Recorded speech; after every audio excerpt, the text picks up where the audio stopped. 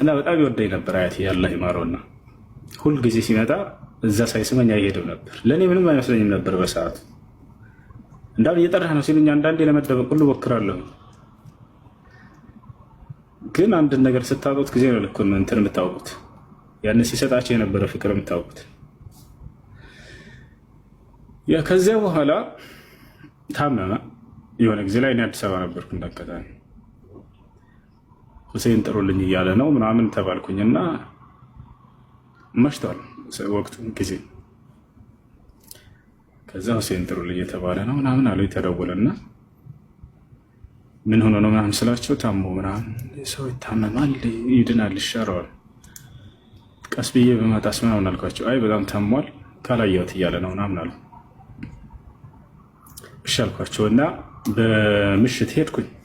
ያን መኪና ፈልጌ ሄድኩኝና ልክ ጠዋት ስገባ ቤት ማንም የለ ቤት ውስጥ እኛ ቤት እንዳለ እናቴም አባቴም ወንድሞች ሁላቸው ሄደዋል። ትንሽ ወንድሜ ብቻ ያለ ኢብራሂም ይባላል። የት ናቸው ስለው አያቴ ሞቶ ሄደዋል ምናምን አለኝ። ሞተ እንዳልኩኝና ለእኔ ምንም አልመሰለኝም ነበር በሰዓቱ። አዎ ሳልደርስበት ምናምን አልኩኝና ሄድኩኝ በቃ ወደ እነሱ ቤት። ሲሄድ ልጆቹ ምናምን እያለቀሱ ነበር። አብሽሩ አታልቅሱ ምናምን ብዬ አጽናናኋቸው ጭራሽ። ከዚያ ልክ እንደዚህ ግንባሩን ከፈት አድርጌ ያየሁት አስክሬኑ። ሁልጊዜ መስጂድ ሲመጣ ግንባሬን ይስመኝና ያለቅስ ነበር ዝም ብሎ። እኔም ግንባሩን ሳም አደረግኩትና ከየት እንደመጣ አላውቅም። እምባዬ ሰው ሞቶ በህይወት ያለቅሳለሁ አስቤም አላውቅም። ከዛም በኋላም ከዛም በፊትም አልቅሼ አላውቅም። ላዝን እችላለሁ እንጂ ሳላስበው በቃ በጣም ጮኸ ድምፄ። የሆነ በእልህ የሚያለቅስ ልጅ የለም እያሉ እንደሚያለቅስ ልክ እንደዛ ነው ያለቀስኩት። ራሴን ለፍነው ሞከርኩ። በመካከል እኔ ነኝ አይደለሁም ብዬ ሁሉ መጠራጠር እንትን ጀመርኩ። ከዛ ሁላቸውም እነዛ ሲያለቅሱ የነበሩ አጎቶቼ እኔን ለመያዝ እንደገና በቃ አብሽር ለማለት እኔን ለማጽናናት መጡ። ከዛ በእንትኑ በአስክሬን በሚታጠብበት በእንትን በጀርባ ሄድኩኝና ብቻዬን ቁጭ አልኩኝ።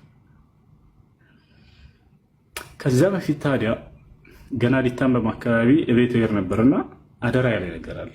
ልጅ ያለኝ እኔ ሐጅ ማድረግ ዑምራ ማድረግ በጣም ፈልግ ነበር አለ። ግን ይሄንን አላህ በቃ ችሎታውን አልሰጠኝም። አደራ በህይወትህ ሳታደርግልኝ እንዳትሞት ብሎኛል። ወላሂ አደራ በህይወትህ ሳታደርግልኝ እንዳትሞት። እኔ ማድረግ አልቻልኩም፣ አንተ ስለኔ ነይተህ አድርግልኝ አደራ ብሎኛል። እዛቸው አሁን አላህ ወፍቆኛል አልሐምዱሊላህ። ኢንሻአላህ ሲሄድ 2 ጊዜ አደርጋለሁኝ፣ አንዱን ለሱ አንዱን ለኔ። ምናልባት 3 ጊዜ ሶስተኛ ከደገምኩ ከተመቼ ለሴቷ አያቴ። ከዚያ በኋላ ሴቷ አያቴ ሞተች፣ የእሱ ሚስት ማለት ነው። በጣም ነበር የምወዳቸው፣ በጣም ነበር የምንወዳቸው፣ እነሱ የሚወዱ ነበር። አላህ ይርሐማቸው፣ አላህ ጀነተል ፊርደውስን ይወፍቃቸው። እና ሌላ ምንም አልፈልግም፣ ሐጅ እና ዑምራ እንድታደርግልኝ ላይ ነበር። ረሒመሁላህ ረሕመተን ዋሲዓ